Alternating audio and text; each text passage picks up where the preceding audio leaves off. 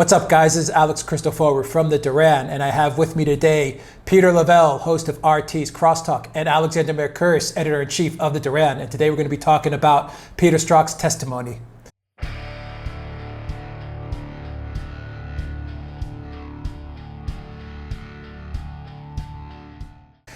So, Peter, let's start with you. First impressions of what Peter Strzok said during his testimony. What are your thoughts? How did you see it? It was a crazy 12 hours. Well, I started university when I was 15 and a half, and, I was always the youngest person around. Well, nowadays I seem to be one of the older persons around. So I've been a political junkie all my life. I saw the hearing live. I was astounded by it, by two things. How much Peter Strzok lied. I mean, it was patently obvious that he was lying. Number two, how the Democrats certainly don't want to have any truth exposed here. But I think a seasoned eye and a balanced intellect would see that there's something brewing down below that is about to burst, and people are very worried about it. The fact that Peter Strzok still works for the FBI is very interesting to me, because the FBI gets to protect themselves. He's an employee; he has to respect the employer. That's why they had those slew of lawyers behind him, passing him pieces of paper. What was going on with that? Okay, they were interviewing him, interrogating him about his own words. Okay, his own words. He wrote those texts. All right. I mean, it's extraordinary to me. And he admitted his bias over and over and over again. I mean, it was a farce from that point of view. The interesting thing is, and we'll get into it a little bit later, Lisa Page doesn't work for the FBI anymore. And we'll talk about if she's flipped and what she's going to do here. If you're Peter Strzok, you have nothing good coming your way except for maybe being a contributor to MSNBC. And even that might not work out. And right before we pass that on to Alexander Mercouris, we did find something out. One new thing, at least I thought, is that there's more than one dossier. Could be up to 3 of them. Right. And we do know, after Trey Gowdy, the only guy with a white hat in there during that hearing, is that Bruce Orr probably was the conduit. And his wife worked at, GPS 360. Fusion GPS. Yeah. Well, that's a pretty obvious connection right there, okay? They almost fleshed that out, okay? But the rest of it was very embarrassing. I know for our foreign viewers watching this, now you know why people hold Congress in such low esteem. Yeah, really. Yeah. We also learned one other thing, Peter, was during the Louis Gohmert testimony. Oh yeah. Questioning of Strzok. We also learned that there was a foreign actor, not Russia, that had intercepted Hillary Clinton's 30,000 of Hillary Clinton's emails and distributed them around. If we could just stay with that, Congressman, a lot of people on the left that have no moral compass at all, okay, and the media that has no moral compass at all, if Peter Strzok can lie to his wife, he can lie to his boss, and he can lie to the American people, and he certainly lied to Congress. Right. Alexander, rant over. Very, very well, very well. Rant over. Alexander, what did you think of the Strzok testimony? Right. Well, I have a very simple rule of thumb. I've watched lots and lots of people in my life giving evidence to courts, in hearings, in trials, before Parliament, wherever. In my experience, if a witness is respectful, careful, sometimes hesitant, needs to check dates, can't always remember things, they're telling the truth. If a witness is arrogant, glib, appears to have complete command of all the material, then almost invariably they are lying. I'm afraid Peter Strzok fell into exactly the second category. And I'm going to say something else about him, which is that, again, my experience, and I've seen this many times, is that the first witness is the sort of witness people believe and who is convincing and whom juries, for example, tend to follow. The second witness, the Peter Strzok type of witness, jurors don't like, don't believe and react strongly against. So I think it was a disastrous testimony, actually. I think he has made himself multiple enemies in Congress. He was incredibly aggressive towards the people who were asking him questions. He was trying to drag Putin in a way that implied that his questioners were almost working for Putin, which I thought was a disastrous, shameless, and I thought a disastrous mistake. He was completely uncontrite about all his actions. I think that across Middle America, which is the where it all in the end counts, I think they will look at this man and they will say, we don't trust him, we don't believe him, we think he is arrogant, we think he's clearly got an agenda to play, and he is lying. And I think that Peter Strzok has actually dealt another heavy blow to the whole Russiagate thing. That's my own view. The interesting thing is, and I think Alexander McKeer's I'm going to pick up on a thread that he just mentioned right there, I think is really important, is that we already know who Donald Trump is. We know his style or lack of style. We know his way of thinking, his manner of speech. And in the red states, in middle America, it's like, ho-hum. We've already heard that. We know you guys on the left don't like it, but that's the way he is. And so his casting aspersions on Trump it backfires. It backfires. It shows his contempt. And for me, it was a cultural clash. You're right. You know, for people that don't follow these kinds of things, it's very rare.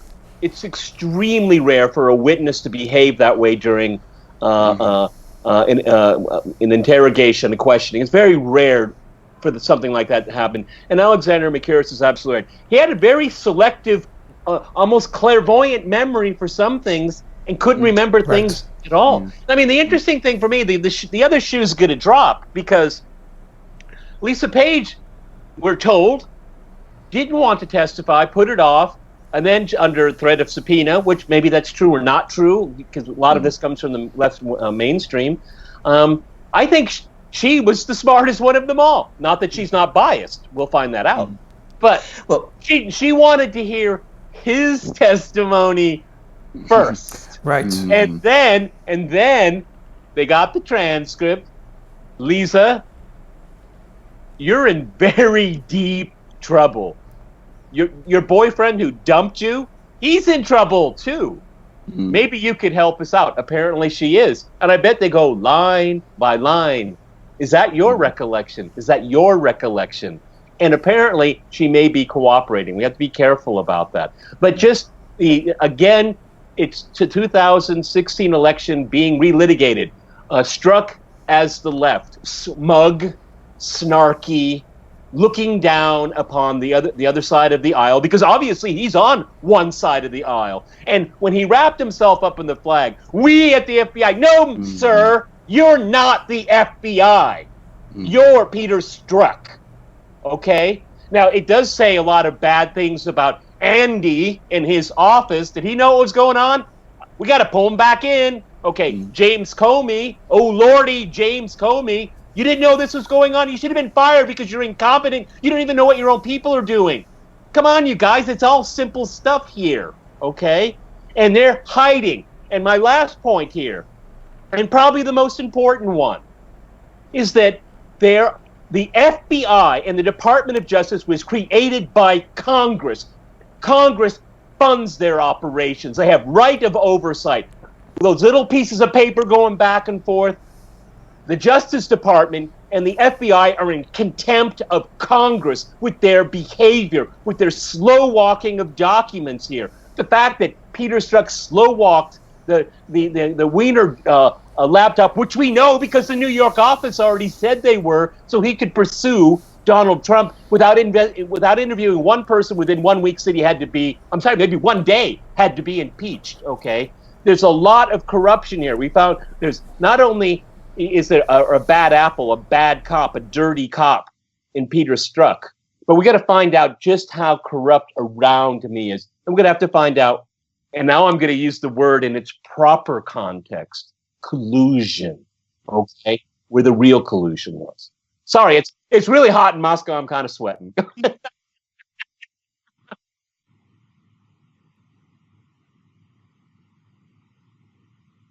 Mhm. Yeah, yeah. No,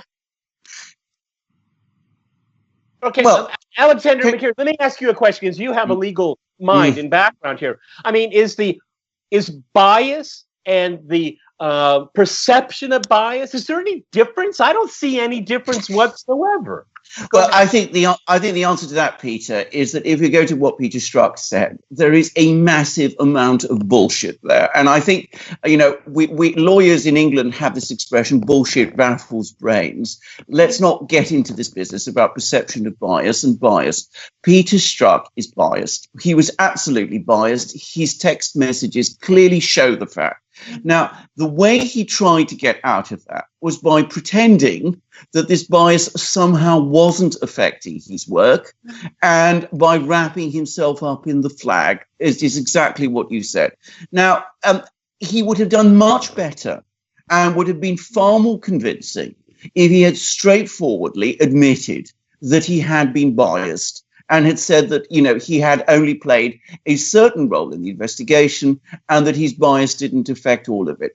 But he didn't do that. He tried to go on the attack. He tried to make all these extraordinary, sophistic arguments that, you're just mentioning. He tried to explain away some of his texts in ways that I frankly didn't understand what he was saying. I mean, he explained away, we must stop Trump one in the most bizarre way, which is clearly not true. And I think that the overall effect is going to be to confirm for many people out there that, yes, he was out to get Donald Trump. I don't think there's any doubt about it. Yeah, but see, the thing is that Peter Strzok, I'm agreeing with Alexander McCure here. I mean, he had bias. I mean, his own words. They're his words, okay? They're not hearsay. This is evidence, hard evidence. He should have recused himself. He should have been an honorable man and saying, I am so biased. My hatred of this politician is so intense that I shouldn't be doing this. I should pass it on to someone else. But no, it's just the reverse. I mean, just his delivery shows that he did this with great savviness and intensity.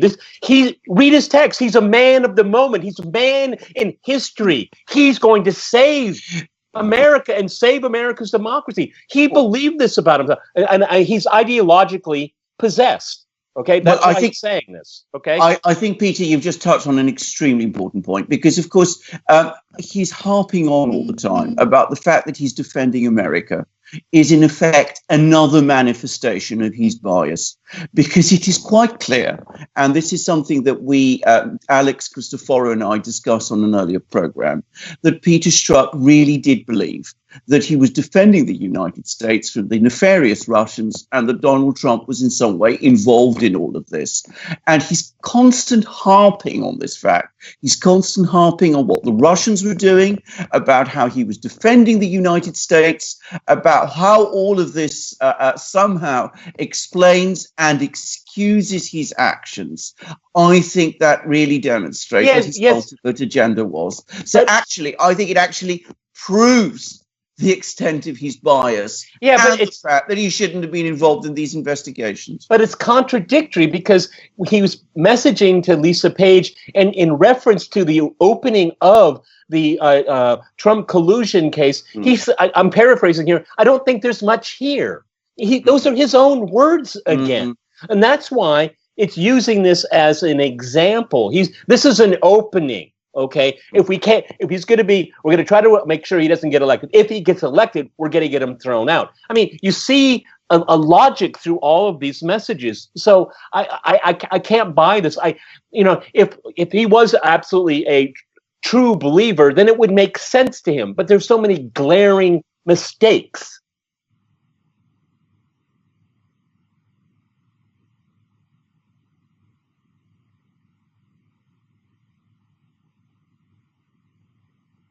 Oh.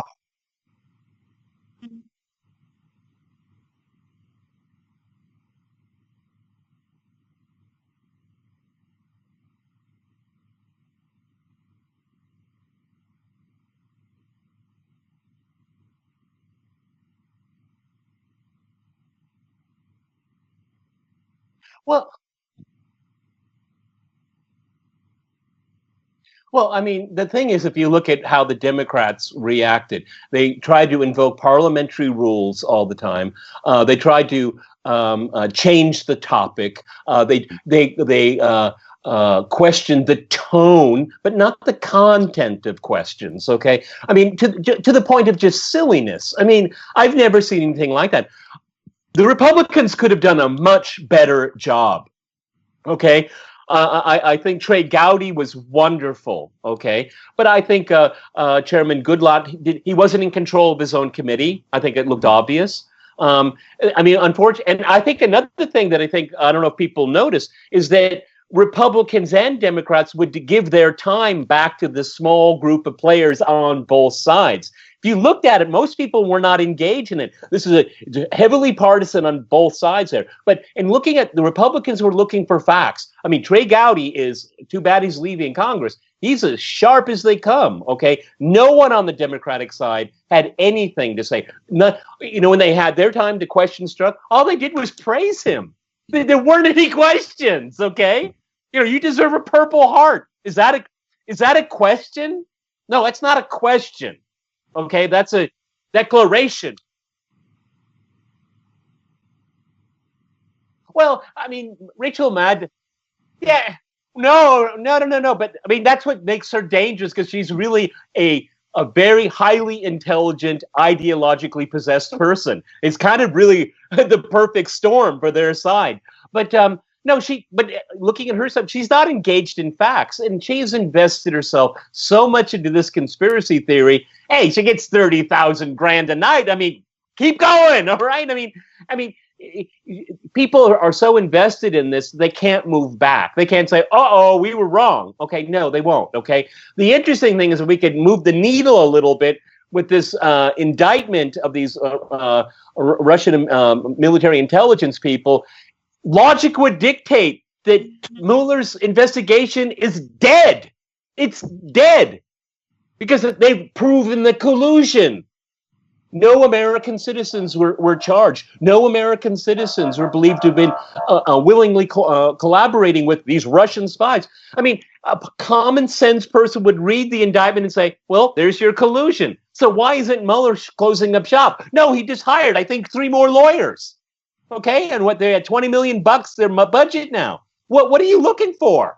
Okay, I mean, that indictment and why in the world is the Deputy Attorney General speaking for Mueller in public? That was so bizarre that he would come out and read that indictment.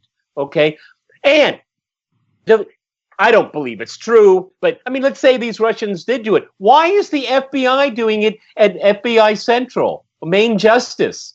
It should be done in New York. This is always done in the regional offices. Why is it? That tells me it's truly politicized. Okay, I mean, and then Rod Rosenstein. I mean, he's got so many conflicts there.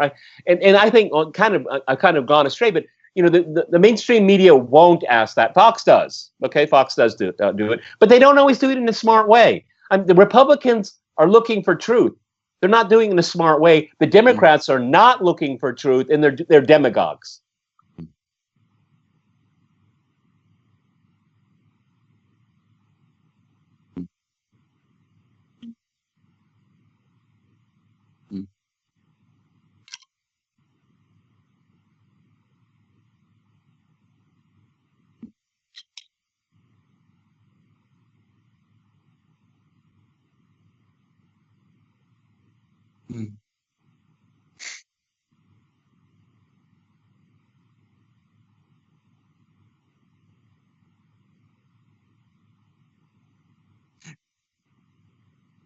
Well,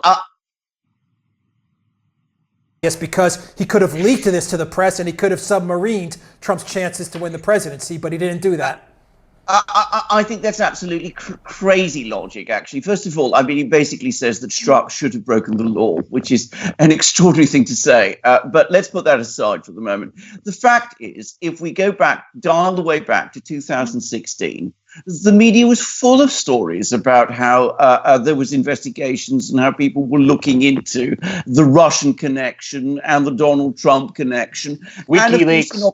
Indeed, WikiLeaks. And of course, in October 2016, the intelligence community of the United States actually published a memo that said that the Russians were interfering in the election in support of Donald Trump.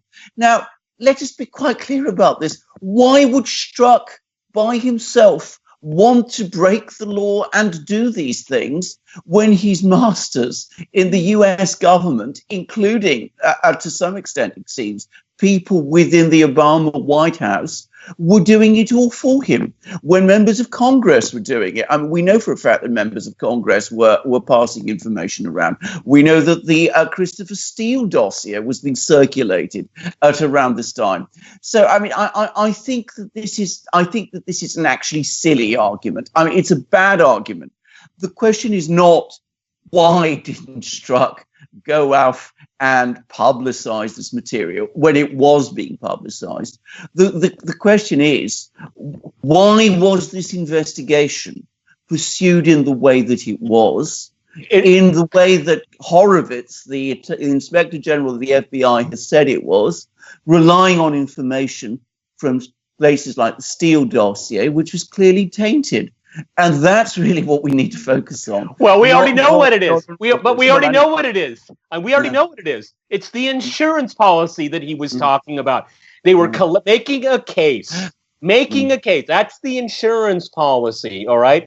And plus, we have to remember, you know, we're kind of stretching this all out. But, I mean, if we go back in real time, I mean, all three of us, let's be honest, we all thought Hillary Clinton was going to win, too, okay? So, I mean, you know, why show your cards when you know this is just an insurance policy? That's absolutely right. And that makes perfect sense. Okay, and then, of course, okay, on that small chance this buffoon gets into office, we'll already have our dossier and an appendix dossier, and we'll be able to flag that out. But so indeed, and indeed, go exactly, ahead.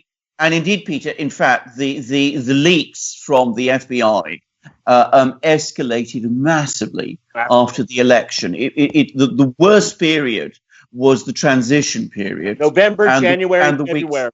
Exactly, and the week just following the inauguration, when there was a clear attempt to destabilize the new administration and the president-elect, and even moves to prevent him being confirmed by the Electoral College. So that was when it all went into overdrive.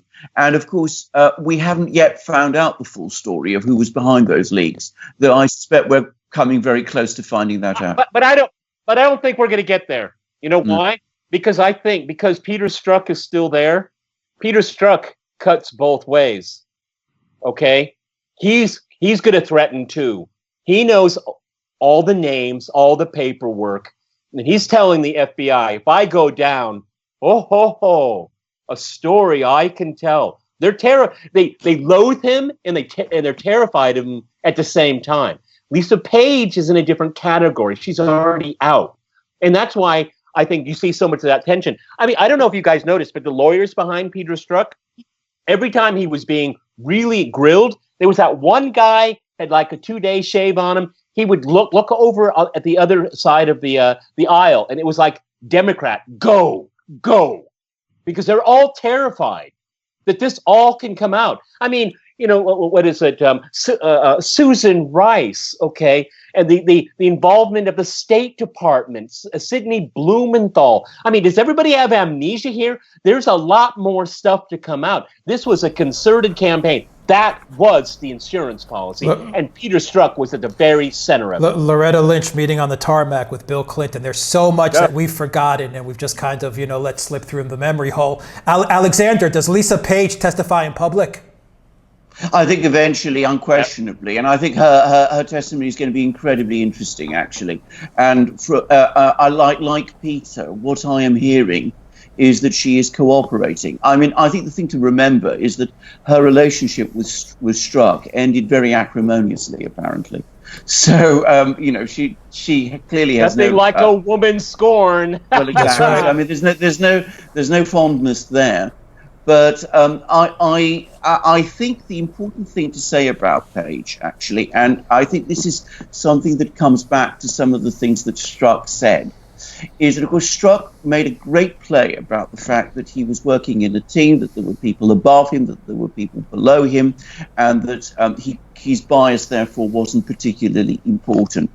What we actually know from Horowitz, from the Inspector General of the FBI's report, is that the real chain of command, as opposed to the purported chain of command, was between McCabe and Strzok, with Lisa Page acting as the go-between. I mean, that was actually set up deliberately that way. McCabe, of course, was also, as we know, prejudiced against Trump. So, I mean, we had this trio are at the heart of it, and Lisa Page is the contact between them. So what she can say is going to be very interesting indeed, and we'll just have to wait and see. Well, one of the things that's very interesting is we got from that congressional hearing just a snippet, but I think something more important. Peter Strzok, did you have any contact with members of the Obama administration? You see how he wiggled through that? I'd like to know. I mean, why did he wiggle? Okay, yeah. I mean, there's got to be something there. Yeah. I mean, this tells me. I mean, Obama was warned about Russian interference. What did he do about it? Well, he knew probably a whole lot more, as if there's already an operation undergoing. Okay. Alexander, you want to say something? Yes, I mean, there's a few points I want to say. First of all, I don't think we finished with Strzok either, actually. I think that the point to make is he's already given testimony in private. This is the public testimony. And, I mean, one of the problems is that in public testimony, we see a great deal of grandstanding, not just amongst the Democrats, but amongst the Republicans, which is one reason, by the way, why Peter is right. The cross-examination wasn't always very good.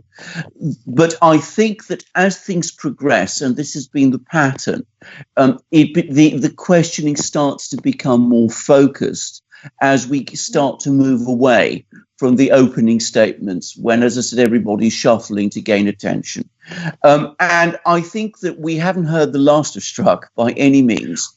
And I think he's going to be called back again, and more questions are going to be asked. But I don't think. I think I'm agreeing with Alex, but in a slightly different way. I think they will depose him again, and I actually would prefer it if it was behind closed doors, because the questioning framework is completely different. I mean, you can go for one-on-one for an hour. This 5-minute nonsense it's just made for cameras, okay? Well, exactly. Let Trey Gowdy go in and represent the majority, all by itself, okay? Yes, and then we would get so much more. Yes, which I think, Peter, just to say, I think is what actually happens. I think in private sessions, Gowdy, who is of course the trained prosecutor, is the one who runs the cross-examination. He may not be the one who asks all the questions, but then the sort of team works together and they agree the sort of questions they should ask. So I think you get a much more structured approach at that stage. There's a transcript. There's a transcript in the end anyway. So absolutely. So you guys kind of led into my final question so that we finish out this show and this segment. What do you see happening next? I want to hear from both of you. Now that we have Strzok's testimony, the public one, out of the way, we have Lisa Page's private testimony out of the way. What are the next steps in this entire saga of what's happening now? How do you see things unfolding? Peter and Alexander, I would like both of you to answer that. I'll jump in first here. We're going to learn a lot more about Lisa Page, number one. Okay. Number two, Horowitz has his second volume on the Trump-Russia collusion. He has to come out with that. That's one of the reasons why Peter Strzok was so happy to take the gag order, okay, because he's got a little bit more time. Another thing I'm hearing is that there are people within the intelligence community, FBI and the DOJ, are clamoring to speak also. They because what Peter Strzok did, he says, essentially, I am the FBI. You know how many FBI agents and people that work for the Justice Department are insulted by those words? There's going to be a reaction, okay? They're not all Hillary Clinton supporters, okay? There are people there that had bias in their heart, but were professional. Peter Strzok was not professional. It was a travesty of professionalism. And there's a lot of other people that have, yeah, I voted for this person, I voted for that person, but you'd never know on the job, would you? He broke the cardinal rule. Right. Alexander, how do you see things unfolding? Well, right. I mean, I think the first thing to say is that I think we are actually coming to the end of the Mueller investigation. I think Peter is absolutely right. I think the collusion allegation has collapsed. We've had an indictment that claims the existence of the conspiracy, and no American is indicted as a member of that conspiracy. So I think we're very soon going to see that end. Now, the great problem is that we're now having the information is starting to pour out about the way in which the collusion allegation, which is about to collapse, was investigated by the FBI, the extremely partisan way it was carried out. And I think Peter Strzok's testimony has added to that impression. The big question, the unanswered question for me is this: do the Republicans have enough time before the congressional elections in November to get their act together? Because they have left it extremely late. If they hold on to the House in November, I think with all the information that's coming out, we're going to start seeing more and more pressure coming up for a special counsel to be appointed to investigate what the FBI is doing. If the Democrats win Congress in November, and I'm afraid that still looks likely, then I'm afraid we're going to try and shut this thing down. So we still have a time window there, but it may not be very big. And I'm afraid it depends. What happens now depends a great deal on the political calendar. I think also, I mean, I remember when Donald Trump, because of the time differences, I remember when Donald Trump was declared the winner in the election. It was 10 o'clock in the morning here in Moscow. Yeah. And I remember we did a special edition of Crosstalk. And one of my first things I said, the success of his presidency will be if the Republican Party will back him up. Well, this is on the agenda right now, front and center, because with their majority in Congress, they can hold Rod Rosenstein in contempt. They can start the proceedings to impeach him. He is obstructed enough. Now, it's all going to be about if the Republicans can get their shit together, and they can do that. They have the legal right to do it. The DOJ and the FBI work for the American people through Congress. And Trey Gowdy and his ilk better start pounding away at that, because Rod Rosenstein he's the bottleneck in all of this. He has to be addressed. And I can tell you, people behind the scenes say this guy is a mean son of a bitch, and he has a very wicked temper, okay? So if they want to get really to the truth, then go right to the center of it. He should be fired, okay? It should be a special prosecutor, okay? I hate special prosecutors, okay? This farce has gone long enough. Well, I think there has to be a special prosecutor, Peter, because, of course, what has to be investigated is the Justice Department and the FBI. You cannot ask the Justice Department and the FBI to investigate themselves. That is impossible. So someone from outside has to be brought to do it. Now, as I said, if there's elections in November, if the Republicans hold on to the House, then I think the momentum for that is going to grow. Of course, Congress doesn't officially change until January, so there would still, in theory, be some months left. Right. The time window is small, and the uncertainty is there. Okay, but a PS to all this here, okay? Let's not lose sight of the trees from the forest here. The three of us and our viewers are fascinated by the story because it is the biggest political corruption story in American history, okay? By a long shot, okay? We're concerned with it. Alexander Mercouris, most people in the red states aren't, okay? And they will, if Mueller comes down in a way that we don't connect the dots, there'll be a revolt. This is a crisis of institutions, guys. This is what I'm really scared about. I've been saying this for 2 years.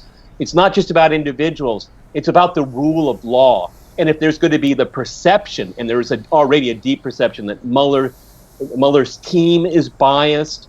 I mean, all of the indictments they put forward right now have nothing to do with the Russian state or official actors at all, okay?